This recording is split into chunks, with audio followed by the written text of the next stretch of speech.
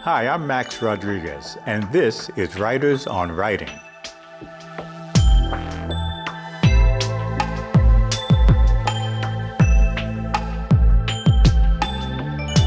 Our guest today is Edgar J. Ridley, international business consultant and author of The Golden Apple, Changing the Structure of Civilization. Edgar, welcome to Writers on Writing. Thank you very much for having me. We're so pleased to have you. You've written quite a work there, 2 books, volume 1 and 2, titled The Golden Apple, Changing the Structure of Civilization.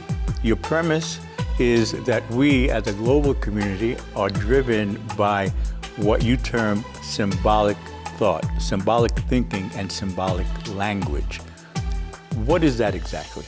Well, first of all, I think it's extremely important to understand how important symbolism is. The great scholar John Dewey had stated that the greatest discovery in human history was the discovery of symbols. The reason why he said that is because out of symbols came all religion, out of symbols became our intellectual growth in the arts and science and in matter of fact, every academic discipline.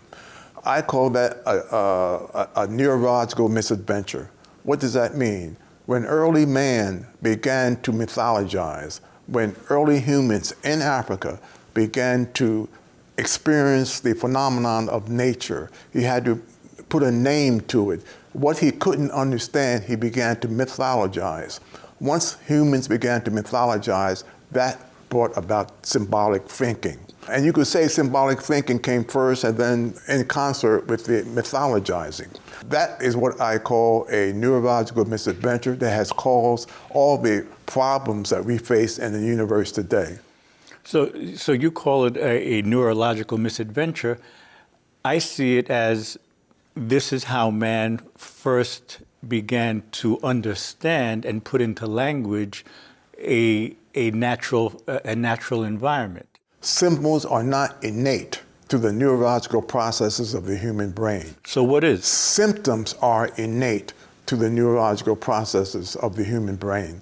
So when man became to mythologize, he kicked in a symbolic thought process, which means that when you think symbolically, you're thinking above and beyond what is ordinarily present and what is ordinarily absent, obvious. Like when you look at a tree and when you see cows and bulls jumping out of that tree, then you're mythologizing that tree. And that is what we call a neurological misadventure. When man began to look at other humans and understood that, wow, there are different skin colors. So he began to mythologize what skin colors are superior and what skin color is inferior. And that is what we call the origin of racism. So symbolic thought produced and was the origin of what we call racism. And the same thing with religion. When man began to mythologize the natural forces that he experienced, he saw that it was caused by magic or some outside forces that he couldn't understand, and that produced a mythological way of thinking. So when you look at the world today, you will find that most of the conflicts in the world today, most of the tragic killings in the world today came out of outgrowth of religion and racism. Early man was confronted by his environment. That which he didn't understand, he mythologized. That is, exactly. He gave it a supernatural type of definition, something that extended beyond his control. That's right. And from that comes the idea of religion, comes root causes of war.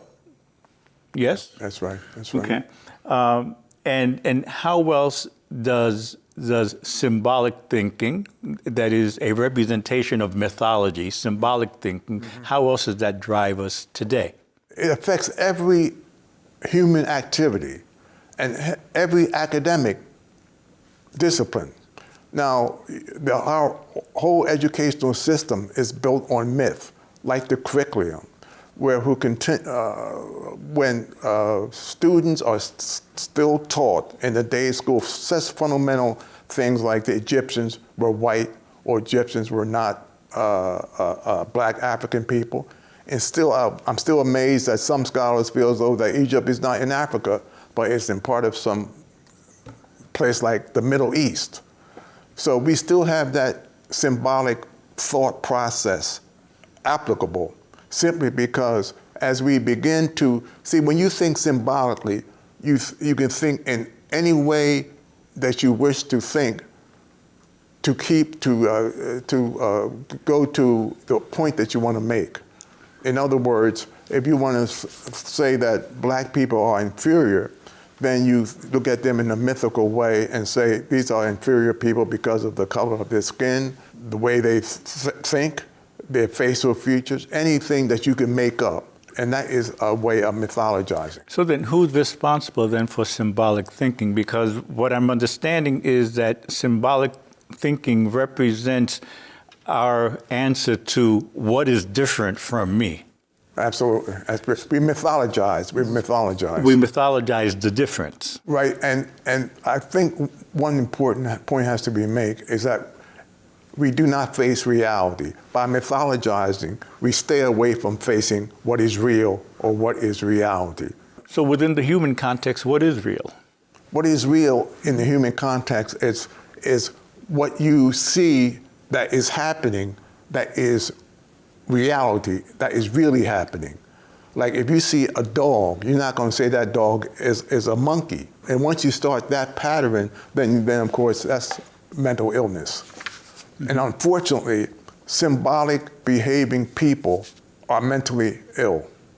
And I came to that conclusion by traveling all over the world, and I see the decision that people are making about other people, about their lives, about this constant who is going to control the world, all these kinds of thinking processes that cause a tremendous amount of harm and destruction. The people who came in and destroyed the buildings in 9/11, those people were sick people. They were mentally ill because out of some misguided feelings about the cause of the problems in the world, they had a theological bent in the background, and they wanted to destroy people who they felt were indeed evil. Mm-hmm.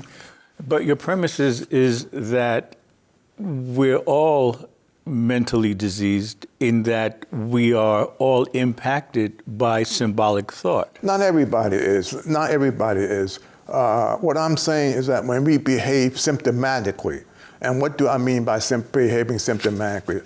Let me say this. The moment we stop thinking symbolically, symptomatic thinking kicks in. That is why we say symptomatic thinking is innate to the human processes, the neurological processes of the human brain. Symptomatic thinking is innate.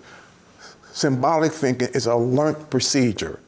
The scholars have stated that most likely every child begins to think symbolically about between 7 and 9 months of age. They begin to behave or think in a symbolic way.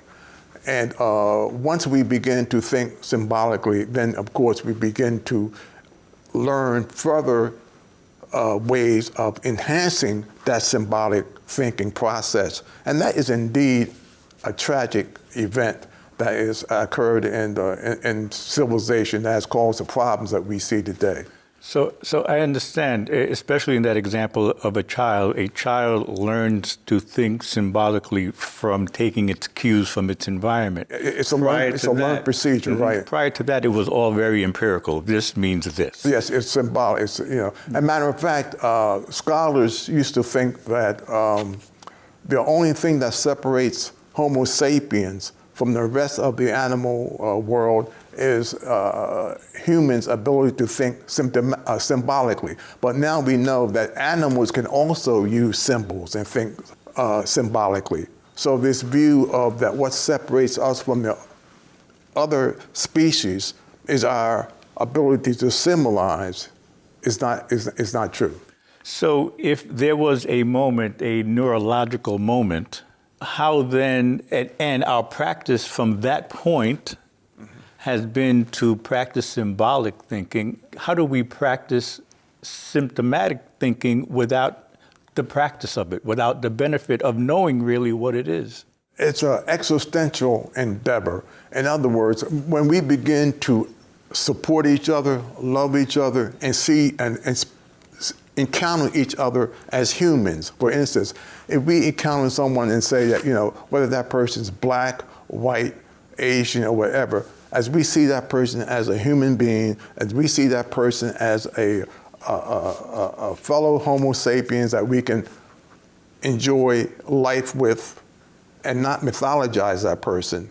Because we have a tendency to mythologize. As soon as we see someone, we seem to accept our myths. We seem to accept assumptions that are indeed crazy. And you can see this operate in the world today. I mean, and that drives up all the kinds of issues that causes problems for humanity. Right. And conversely, someone black may see someone white and automatically or subconsciously think of them as superior, which in turn diminishes diminishes oneself. That's true. That's true. That's true. So an example of how symbolic thinking, racism, impacts us all. Absolutely. Yeah. So what would a symptomatic life look like? How would that change the world? Because as I understand it, you think that your idea can in fact not revolutionize, but evolutionize the world. Well, I think it will change the world qualitatively, change civilization qualitatively. Mm-hmm. There will be no problem in terms of gender problems. Women would be treated respectfully. So then it's a human condition. It's a human condition. And it's a human condition because it goes all the way back to Africa when man began to think symbolically. Because we have to understand, symbol systems originated in Africa. Symbol systems originated in Africa. All religion originated in Africa. So most of the concepts that we use today are indeed have their origin in Africa. And there may be some cultural or slight changes to these concepts, but they all originated in Africa. One of the interesting things is we did training in Kuala Lumpur in Malaysia, for instance, at this hotel, where we were brought in to train the hotel staff how to communicate with people from different cultures from all over the world.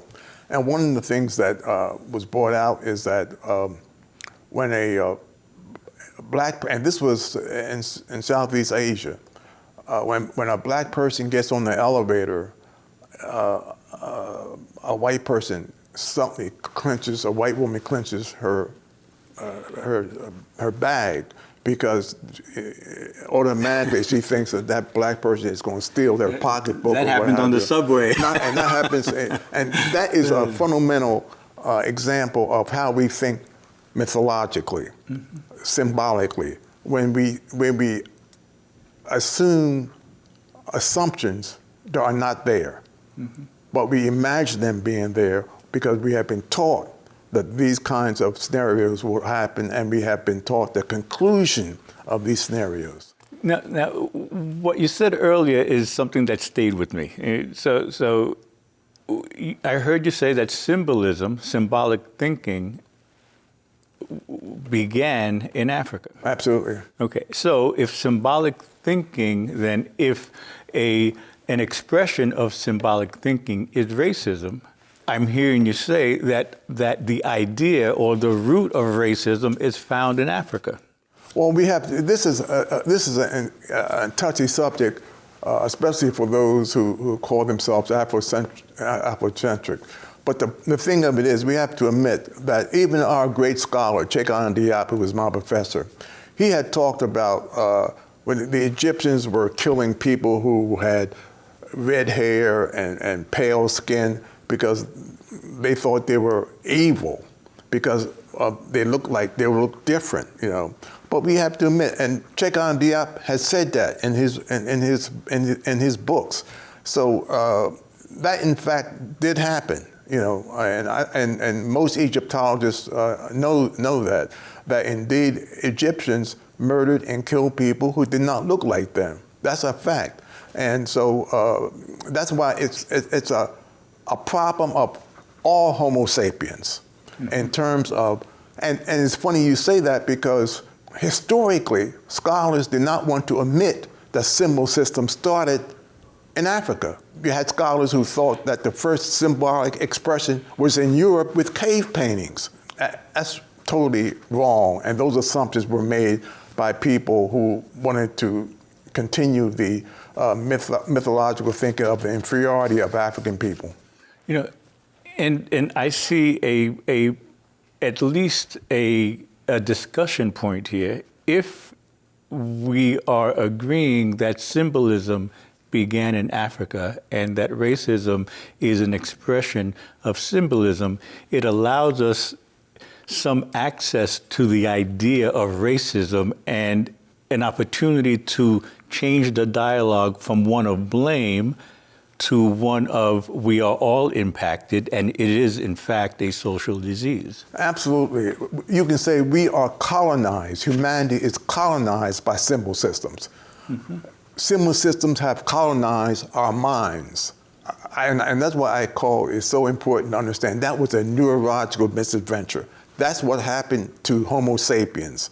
And now, point of distinction, clarity. Was it a neurological misadventure, or was it an evolution? Was it a human evolution? No, you would have to call it a neurological misadventure because the symbol systems are not innate to the brain processes. So how do we get there? How do we get to symptomatic thinking? And I think that's a good question, and a good answer to that is rather easy. It's easy. It's not a complicated phenomenon. When man begins to not think symbolically, symptomatic thinking kicks in because there's no effort, because it's innate to the processes of the brain. It's resident in us. It's there. It's there. So we don't have to worry about how I behave this way or how. In the minute you accept people as they are, the minute that you begin to solve problems that have a positive effect on humanity, whether it's climate change or poverty or starvation around the world, then it kicks in. Symptomatic thinking kicks in because you're not mythologizing anymore. Mythological thinking is erased. It's eradicated from a behavior pattern. Or neutralized, huh? It's eradicated. And that brings in the pattern of symptomatic thinking. There's absolutely only two ways of thinking. Either you think symbolically or you think symptomatically. Now, that is an academic neurological fact that cannot be denied. The problem is to understand that we have to eradicate symbolic thought from our behavior. So and once we do that, then you automatically behave in a way that is beneficial for civilization and culture, or wherever you may be and solve the problems that exist. Unfortunately, we live in a world today that do not want problems to be solved. Consultants don't want problems to be solved if it affects the world in such a way where there's a complete metamorphosis and that we have a world of justice and where everybody in the world has food to eat. Starvation, poverty is eliminated. And unfortunately, you have people in the world that don't want to see that thing happen. So you're laying the ills of the world at the feet of consultants? Consultants run the world because they give advice to top leaders all over the world and how it affects populations. So one of the things that we do is that we hold seminars, we hold consultations with government leaders and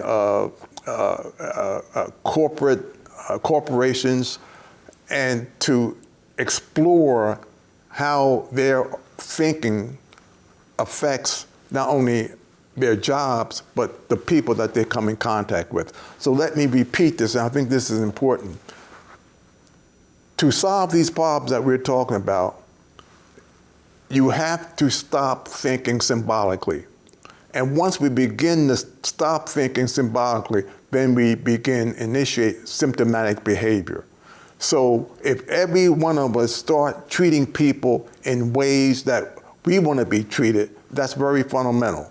If we can actually see a problem and see what is best for the masses of the people instead of a certain segment of the population, then we begin to think symptomatically in terms of helping the masses of the people live in a way that is justifiable for a sane society. This is what I'm talking about. It's not rocket science. What is so difficult about this is you have people who do not want to lose control.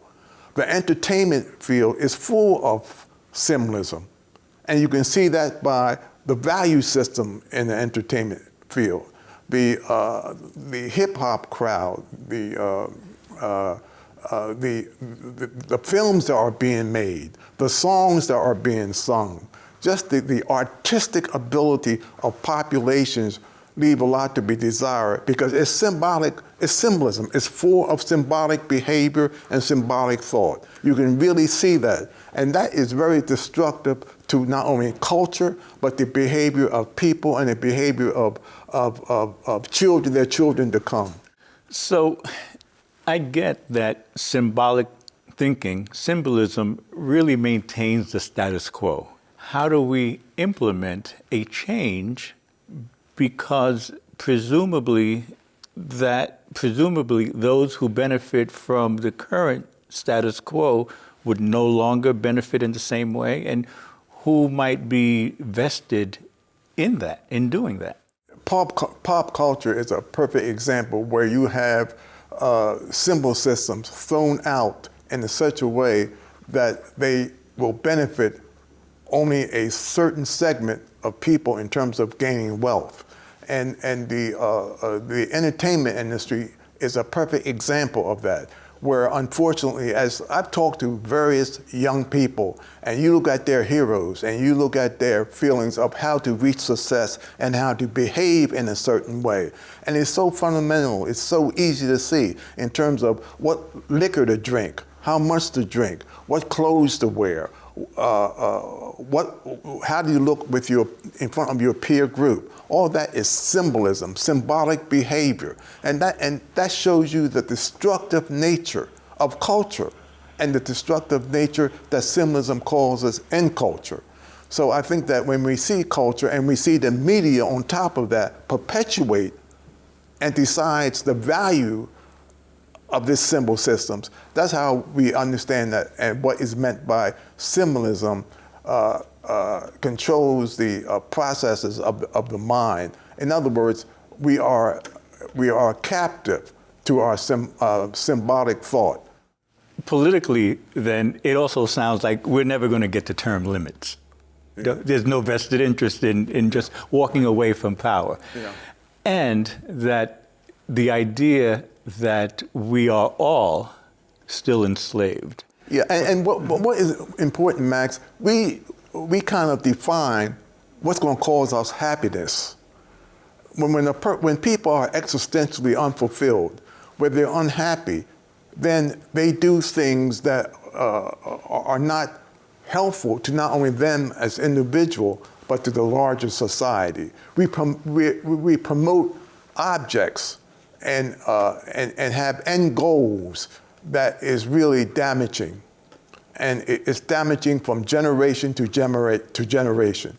And from that idea of these things being damaging, I see how you come to symbolism being a disease, and by extension, racism being a social disease. Yeah, and you're absolutely right, Max. And I realize and I sympathize how difficult it is people to accept the idea that symbolic behavior is indeed a mental illness when they have been taught the opposite for so long.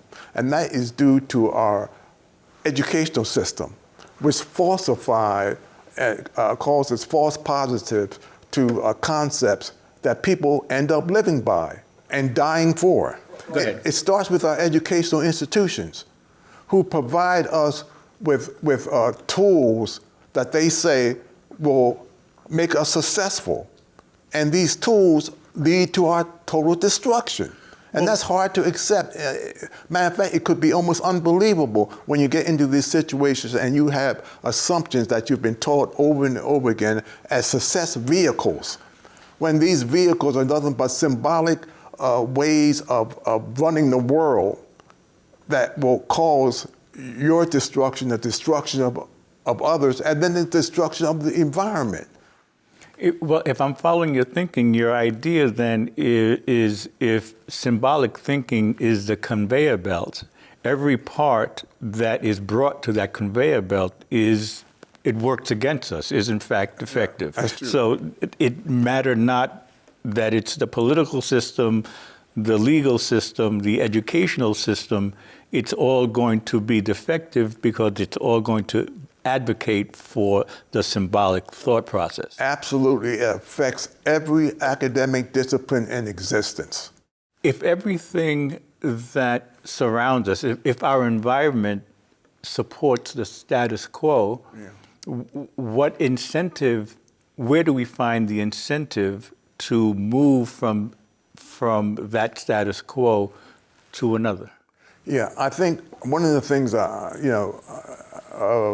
see happening is the fact that people are beginning, and I think this is really positive, people are beginning to understand that what we have here is not working. The systems and the assumptions that we have are not working. And you can see this existentially in terms of our health system, in terms of the drug that's being used now. People are constantly, over and over again, being drugged, where they're alcoholism. So these kinds of personal problems, drugs, alcoholism, are caused by people who feel hopeless. They aren't fulfilled. Yeah, America is certainly medicating itself. Medicating itself. So this is one of the, and people are realizing this fact. And that is because of this emptiness that symbolic thinking provides us. You said something earlier in an earlier conversation that even for those for whom the status quo benefits, it's not even working for them. That's right, and that's becoming very clear over and over again. As I was in Kazakhstan, for instance, China, and people are so unfulfilled, and they're saying nothing is working. Something has got to be done that will make us feel better, And once you have the existential unhappiness and being unfulfilled, then an unhappy person makes war. A happy person, a person that feels good about themselves, are not going to go around killing other people. So where do we begin? For instance, I think a perfect example is the murders in these educational institutions. Most of these killings in these educational institutions are done by white people. People classify themselves, they're killing other white people. And it's being realized that something is going on there. Mm-hmm. So where do we begin? Is it self-awareness? Where does the process begin? And here's the thing, here's what I have found. I have found that one of the things that's stopping progress from happening is this fear and this strong desire to keep racism going. We are not allowing people who can solve these problems to have access so that they can participate in solving these problems. We have to revamp our total educational system. We have to revamp how we do testing, how we judge IQ. All these are fundamental issues that has to be changed.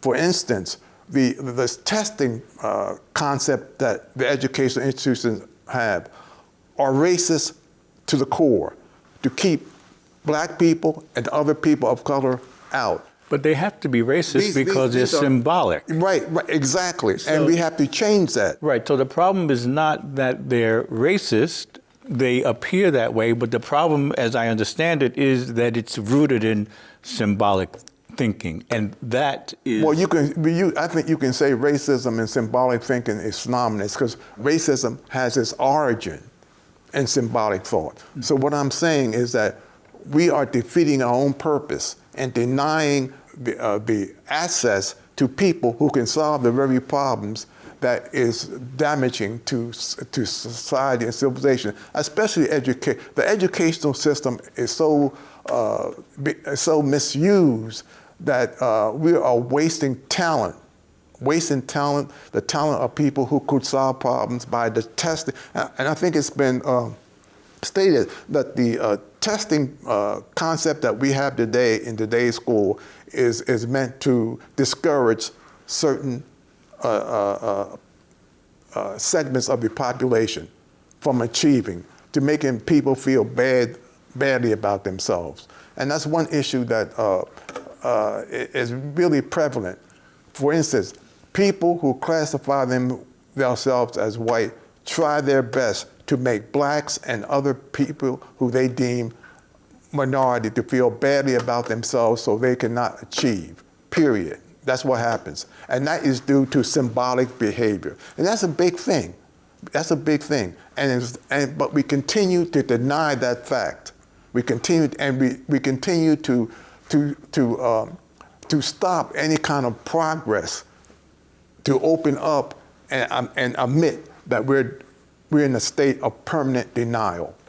Addressing symbolic thinking institutionally aside, Right.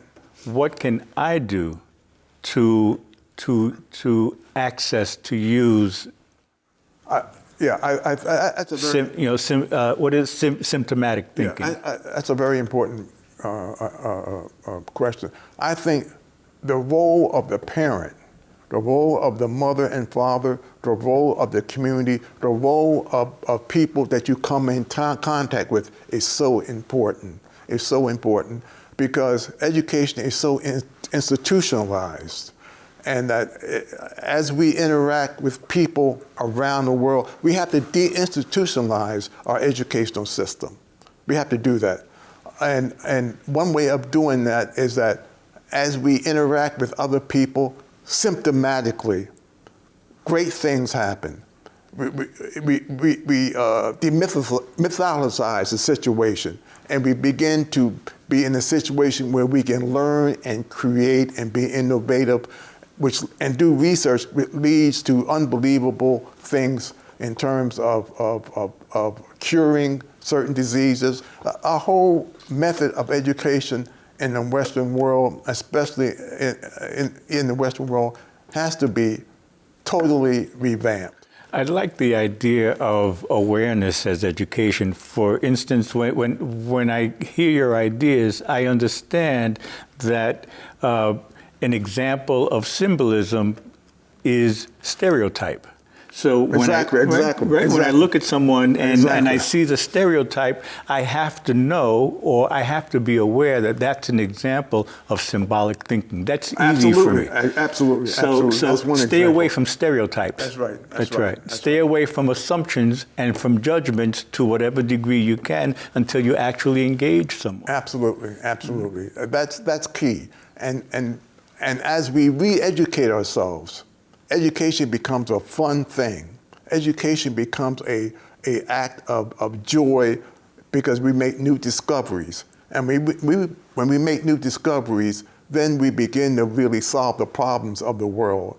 And we have the ability to solve the problems of the world. Right now, we're stagnant. Right now, we're tied down and institutionalized. And I say again, we're enslaved by our symbol systems, where we can't even begin to solve the problems that we need to solve and that we could solve. And that's why, one of the reasons why I think W.E. Deming, the scholar, made the statement in his book, Out of Crisis, which was published by MIT Press, that America is the most backward country in the world because of our misuse of our populations, of our misuse of our educational opportunities, and our continual denial of solving and the real problems that lead to all this. And racism has been thrown around so much, but it's a real problem that has not been solved. And thousands of books have been written about racism. Thousands of books have been written about human behavior, about religion, and various other subjects. But I have to say this, all these disciplines, all these books are built on symbolic ideas, and that makes them useless in our growth to become truly civilized and human. Edgar, it was a pleasure. Your work is critically important to the quality of life, to the global quality of life. The Golden Apple, Changing the Structure of Civilization, Volume 1 and Volume 2. Volume 3, soon on its way. Thank you so much. Thank you very much for the opportunity, Max. The book, The Golden Apple, Changing the Structure of Civilization. The author, Edgar J. Ridley. We hope you enjoyed the program.